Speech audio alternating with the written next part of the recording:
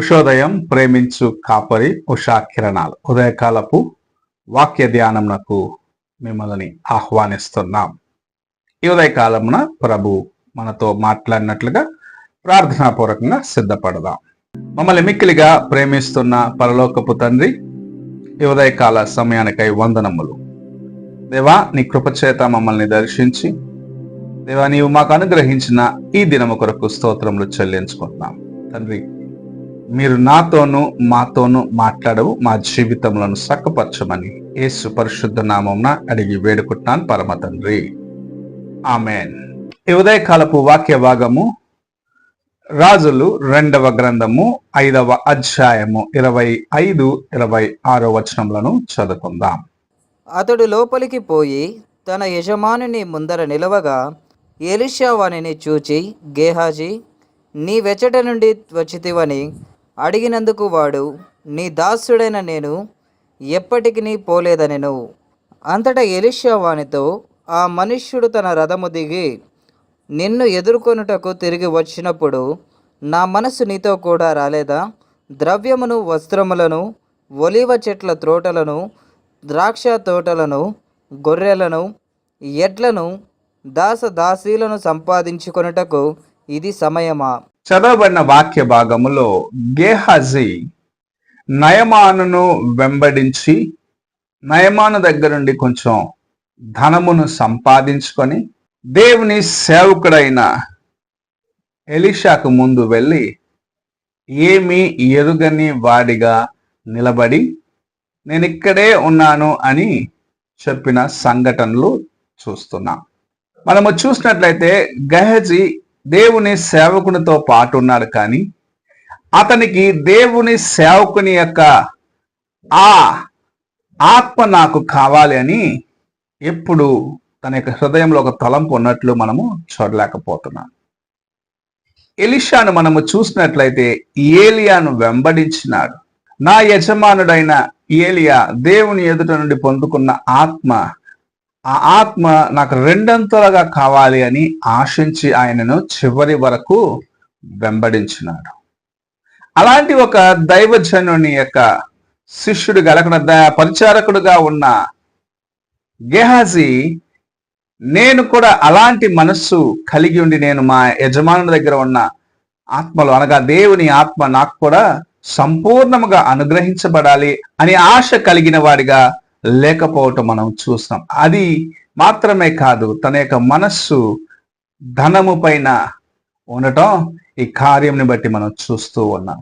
మా యజమానుడు ఇంత ధనమును వదులుకున్నాడే, ఇంత ఆస్తిని వదులుకున్నాడే, నేను కొంచెమైనా వెళ్ళి సంపాదించుకుంటానని పరిగెత్తుకుంటూ వెళ్ళినాడు.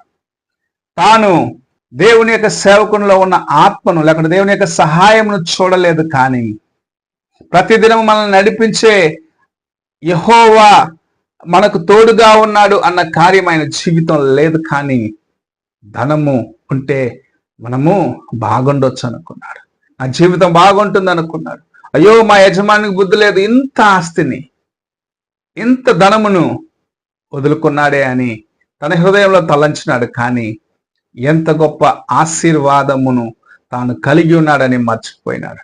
యెహోవాకు సేవకుడుగా, యెహోవా యొక్క ప్రవక్తకు పరిచారకుడుగా ఉన్నాను, ఎంత గొప్ప ఆశీర్వాదం అని దాన్ని మర్చిపోయినాడు. ఈ దినంలో మనం కూడా అనేక సార్లు దేవుని బిడ్డలుగా ఉన్నాము, ఆయన యొక్క ఆశీర్వాదం మనకు అనుగ్రహించబడుచున్నది, ఆయన కృపలో మనము నడుస్తున్నాము, ఇతరులకు లేని గొప్ప శ్లాఖ్యత మనకి ఇవ్వబడినదని మరచి వాళ్ళు బాగున్నారు, వాళ్ళక్కడ డబ్బు బాగుంది, వాళ్ళక్కడ ఆస్తి బాగుంది, వారు అన్ని సమయంలో ఏమనుకుంటే అది చేయగలిగిన స్తోమతలో ఉన్నారనుకుంటూ ఇతరులను చూస్తూ దేవుని యొక్క కృపను మర్చిపోతూ ఉన్నాం.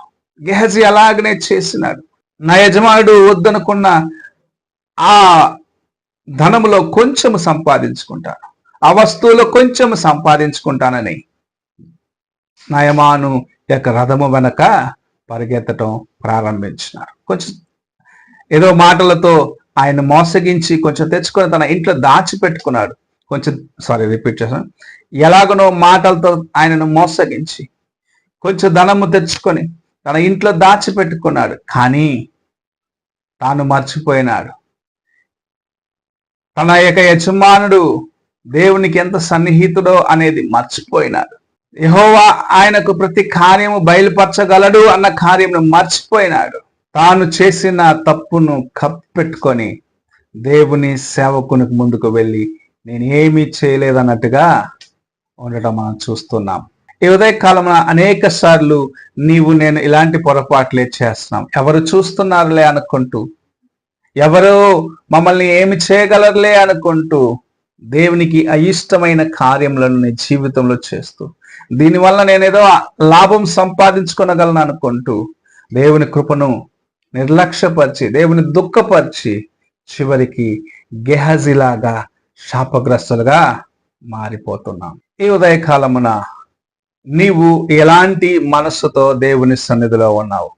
నీ ఆత్మ లోక కార్యముల వైపు కేంద్రీకరించుకుని ఉన్నావా? వాటిని సంపాదించుకునేదానికి ప్రయాసపడుతున్నావా? ప్రభు నిన్ను హెచ్చరిస్తూ ఉన్నాడు. నీవు అలా చేసినట్లయితే లోకస్తుల కన్నా భయంకరమైన శాపము నీపైకి వస్తుంది. అయితే దేవుని వైపు చూస్తూ భయభక్తులు కలిగి ముందుకు వెళ్ళినట్లయితే, దేవుని యందు విశ్వసించి ఆయన మాత్రమే చూస్తూ నీవు ముందుకు వెళ్ళినట్లయితే తప్పక ఆశీర్వదించబడదు. గెహజీ దేవుని యొక్క సన్నిధిలో ఉన్నప్పటికీ ఆయన యొక్క శక్తిని కనుగొనలేకపోయినాడు. అందుకే లోకమును ప్రేమించినాడు, ధనమును ప్రేమించినాడు. చివరికి నయమానును విడిచిపెట్టిన ఆ కుష్ఠరోగము తన కుటుంబమునకు వారసత్వముగా రావటం చూస్తున్నాం. ఒక అన్యుడు వచ్చి స్వస్థత పొంది వెళ్ళిపోయినాడు. అయితే దేవునితో పాటు ఉన్న వ్యక్తి, దేవుని సేవకునితో పాటు ఉన్న వ్యక్తి, దేవుని ప్రేమను మర్చిన వ్యక్తి, ఆయన ఎంత గొప్పవాడో అని మర్చిన వ్యక్తి చివరికి ఆ కుష్ఠరోగమునకు గురి అవటం మనం చూస్తూ ఉన్నాం. ఉదయకాలమున నీవెలాగున్నావో ఒక్కసారి నీ హృదయాన్ని పరీక్షించుకో. ప్రభు నిన్ను ప్రేమిస్తున్నాడు. నిన్ను ఆయన యొక్క శక్తినిచ్చి బలమునిచ్చి స్థిరపరచాలని ఆశిస్తున్నాడు. నీవు లోక కార్యం వైపు చూస్తూ వాటి ఎమ్మటి పరిగెత్తి దేవుని యొక్క ఆశీర్వాదాలను పోగొట్టుకుంటున్నావేమో. నీ హృదయాన్ని పరీక్షించుకో. ప్రభు నీతో మాట్లాడుచూ ఉన్నాడు, నేను హెచ్చరిస్తూ ఉన్నాడు, నీకు తన కృపనిస్తూ ఉన్నాడు. నీవు ఆయన యొక్క సొత్తు అని జ్ఞాపకం పెట్టుకో. ప్రార్థన చేసుకున్నాం. మమ్మల్ని మిక్కిలిగా ప్రేమిస్తున్న పరలోకపు తండ్రి, ఈ ఉదయకాల సమయం మీరు మాకు అనుగ్రహించిన నీ వాక్యంను బట్టి వందనాలు చెల్లించుకుంటూ, మేము నీకోసము అంతం వరకు నాయన నమ్మకస్తులుగా నాయన జీవించి నేను వెంబడించేదానికి మాకు సహాయము చేయమని, లోకమును లోక ఆశలను చూసి మభ్యపోయి నీ కృపను పోగొట్టుకునే వారిగా మేము ఉండకున్నట్లుగా నీ కృప చేత కనికరించి నడిపించమని యేసు పరిశుద్ధ నామమున అడిగి వేడుకుంటున్నాను పరమ తండ్రి, ఆమేన్.